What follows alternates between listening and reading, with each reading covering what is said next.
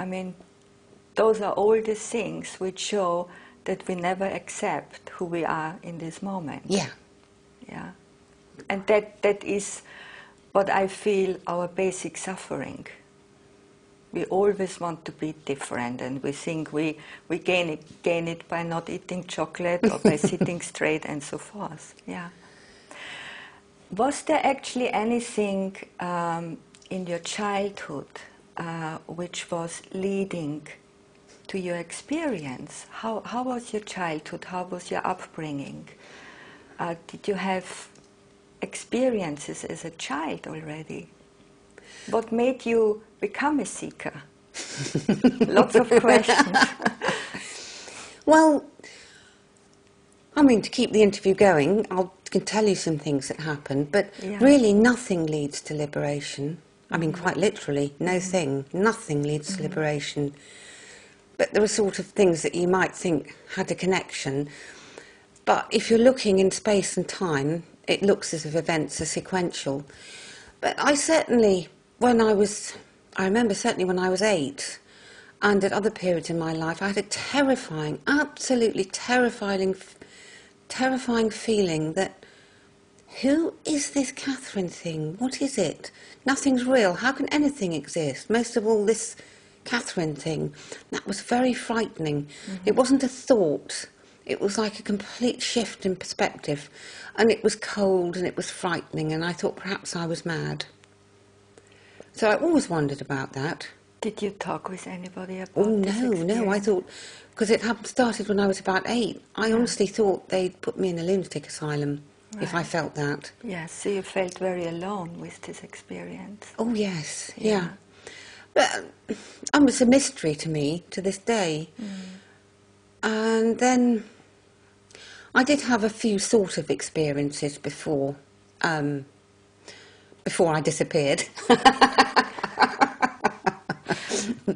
I certainly had a teacher in India, and I had various experiences, but they were experiences. They really had nothing to do with enlightenment. And I did have a couple of sort of precursor experiences, including half an hour or so when I really wasn't there. But they're irrelevant, quite irrelevant. Very disappointing. Right. Sorry. So, but you still kept on being a seeker? What I realised on the day that it happened, or didn't happen, that the sense of Catherine being around had got awfully vague. There was a sort of vagueness to the Catherine thing. Right. And then, as I said, I got up and I left myself behind.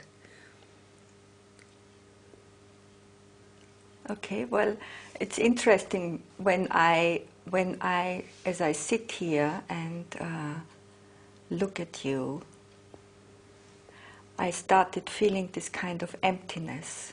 It's almost like my mind goes blank, and I struggle to find to ask you something. So something I pick up energetically from you, which has an effect on me. Well, that's interesting. Yeah, it is interesting. I don't know what to say about it. It's okay. So how do you live your daily life now? Well, not that much different. I think I'm actually lazier.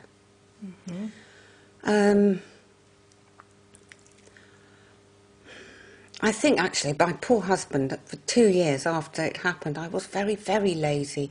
I never got round to doing anything. Obviously I work hard in my job and I'm committed to that. I think you're a nurse. Yeah. You work in a hospital, or that you work? I'd better not talk too much about my work, just to be on the safe side. But I am a nurse and I've always taken that job very seriously and done it to the best of my ability. Yes.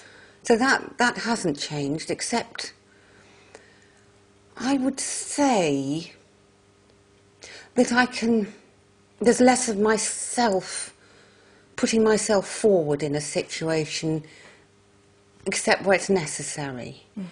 I've got more confidence in taking over, because sometimes you have to take over if someone's ill, and more confidence in just standing back. So work is much the same. I've certainly lost my ambition. Right.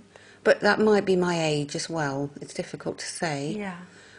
But I still do. We've got dogs at home, and I still look at them and I think, well, what's going on in that dog mind? Mm-hmm. You know, you still wonder about stuff. Do you think there's anybody there in the dog? I still don't know. I mean, they seem like people to me, but it's a mystery. But there again, if you really, it's the vastness, the fullness, the emptiness. Right. So, Catherine, so you say you are in a non-dual place. No, you said I was. Okay, so how would you call it? Nirvana? How would you, where are you? I would probably not say nirvana, because it's got so many connotations and sort of preconceived stuff. Yes. Where am I? Well, the thing that called itself Catherine has sort of gone away, so... where am I? Everywhere and nowhere, baby. Okay. Is this a kind, in your experience, a finite place? Or do you experience consciousness, so if we say you are consciousness, is still expanding? I don't even understand that. Mm-hmm. It's awful. Do you still feel there is a process happening through you? Yes and no. Yeah. In daily life, the Catherine emanation. Yes. The piece of sugar that is a piece of cotton candy that calls itself Catherine certainly can progress and develop, but that's irrelevant and it's got nothing to do with liberation. No. So, for instance, I've recently passed an exam. You could call that development. Yes. But it's got nothing to do with liberation. No. What did I do? Recently took the dog to the vet and felt very sad about it. Yeah. Still goes on, nothing to do with liberation.